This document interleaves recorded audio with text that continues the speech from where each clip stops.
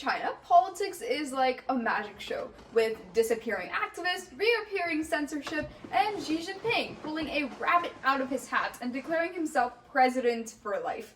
However, in the nation of China, it's currently plagued by many crises, including economic and social ones. However, the one that has risen to the forefront of many nations' minds is the violations against human rights that is occurring in the nation of China, as an article published by Amnesty International on January 6th of this year explained.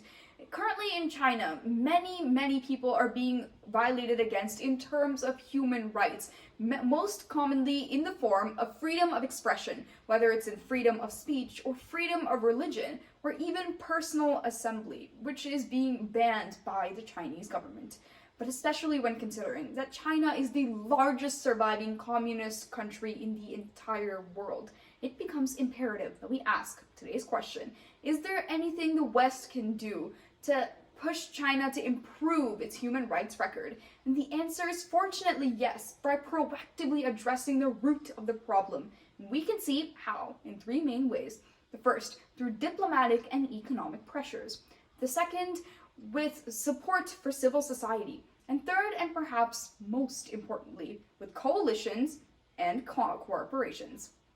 But first, it's clear that Xi Jinping's foreign policy is a lot like Monopoly. Build hotels, crush dissent, and make sure you never go to jail, giving us the first reason that the West can definitely stop human rights violations in China with the use of diplomatic and economic pressures.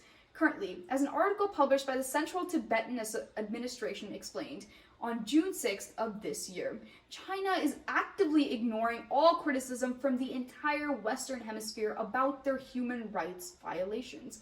However, they've only grown worse in the last few years. In the year of 2023 alone, over 1 million Uyghur Muslims were persecuted against in the region of Xinjiang, showing just how human rights violations have occurred in the nation of China just in 2023. But if this trend continues, it's clear that violations will only increase in the year of 2024 rather than decrease.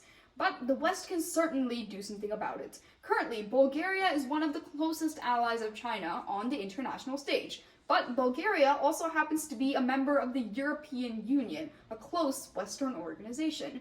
As an article published by the World Bank explains, on May 7th of this year, the trade relationship between Bulgaria and China is over $700 million.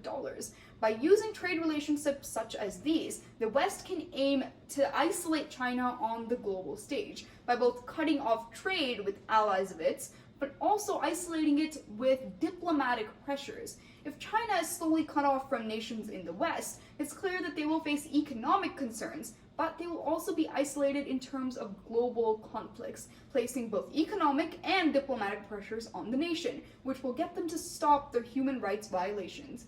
Additionally, the Chinese Communist Party, otherwise known as CCP, is the main persecutor of human rights violations. By placing selective sanctions on leaders of the CCP, the West can also aim to decrease human rights violations in China, if not stop them altogether. But second, it's clear that Xi Jinping rules with a very firm hand, so much so that even his shadow follows orders, giving us the second way that the West can aim to decrease human rights violations in China, with the use of civil support for society. It's clear that in China there aren't many non-governmental organizations or NGOs that support human rights, but there is one in particular, known as Human Rights in China, or otherwise called HRIC. They aim to stop all human rights violations against women, children, or even people of ethnically and minority groups. With non-governmental organizations such as these, the West can fund them in order to stop human rights violations in China. Funding the HRIC in particular will have significant impacts, as it will help them have more outreach in the nation. But recently, an article published by Amnesty International on June 7th of this year explains that 2 journalists and human rights defenders were jailed for 12 and 14 years respectively for defending human rights in the nation of China. By funding individuals such as these, who have large influence and followings, the West can aim to reduce human rights violations because they will be directly funding individuals who care about the issue, therefore helping them spread their wings in order to help China become a better nation and counteract the influence and growth of the Chinese Communist Party as well, with their own members who are currently in the nation of China, ensuring that human rights action only comes up rather than violations which are currently increasing in the nation. But finally, it's clear that China has certainly picked its allies selectively on the global stage. But the West also has its own allies, giving it a distinct advantage, giving us the final way that the West can aim to reduce human rights violations in the nation of China with the use of coalitions and corporations. It's been shown that, honestly, one country expressing dissent against China isn't going to do much, but having a coalition express dissent against China is going to have larger weightage and a larger impact. Many nations in the West are part of the North Atlantic Treaty Organization, better known as NATO, or even the European Union. Having Western organizations such as these ally with nations like India, which have geographical advantage against the fight in China, the West will be able to reduce human rights violations by targeting China with coalitions rather than separate parties. But additionally, they can also help corporations reduce human rights violations. As an article published by Reuters explained on August 30th of 2023, currently companies like Apple, Starbucks, and even Amazon have large followings in the nation of China, but they are also using forced labor. An article by Human Rights Watch explained on August 6th of 2023 that over 100,000 people of religious minorities were being used for forced labor in China, showing just how bad their problems are with human rights violation.